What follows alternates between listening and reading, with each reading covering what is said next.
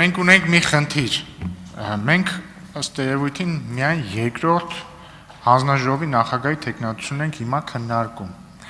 եւ ես հասկանում եմ իհարկե, որ գայթակղությունը մեծ է խոսել բոլոր ներքաղաքական խնդիրներից, եւ ես դեմ էլ չեմ, եթե այդ խնդիրները գոնե ինչ-որ աղերս ունեն, օրինակ տվյալ դեպքում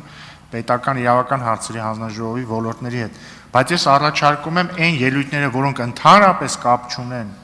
տվյալ դեպքում պետական իրավական հարցերի հանձնաժողովի նախագահի թեկնածության հետ եւ հետագայում մյուս հանձնաժողովների հետ, չունենալ այդ ելույթները, պահել հետագայում, երբ որ հայտարարությունների ժամ կլինի ունենալ, հակառակ դեպքում մենք կարող է 2031 թվականին նոր ավարտենք այս հանձնաժողովների ձևավորումը, միանգամից գնանք նոր ընտրությունների։ Եթե դեմ չեք, եթե խմբակցությունների ղեկավարներն էլ դեմ չեն, երբ որ պատգամավորները գան եւ ես զգամ, որ օրակարգից դուրս են, միջամտեմ, դեմ չեք, պարոն Կարապետյան։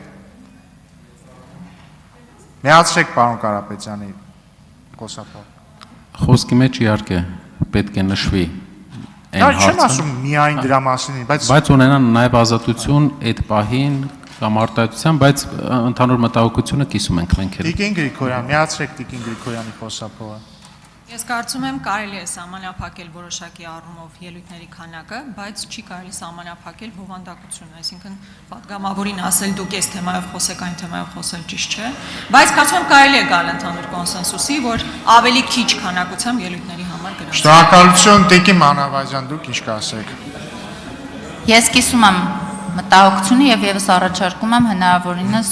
սահմանափակել։ Շնորհակալություն Տիկին Գրիգորյան, խնդիրն այն է, որ ոչ թե ես եմ սահմանափակում բովանդակությունը, այլ օրակարգն է սահմանափակում, այսինքն կա օրակարգը ասում է ինչի մասն են մեր ելույթները։ Հակառակ դեպքում կարելի է ասել, որ ցանկացած օրակարգ ազատ ելույթների մասին է։ Ամեն դեպքում ես հորդորում եմ մնալ օրակարգի սահմաններում, ինչը սահմանված է կանոնակարգ օրենքով եւ ես հասկանում եմ ամեն դեպքում ընդհանուր ըմբռնում կա։ Սոնա Ղազարյան, համեցեք։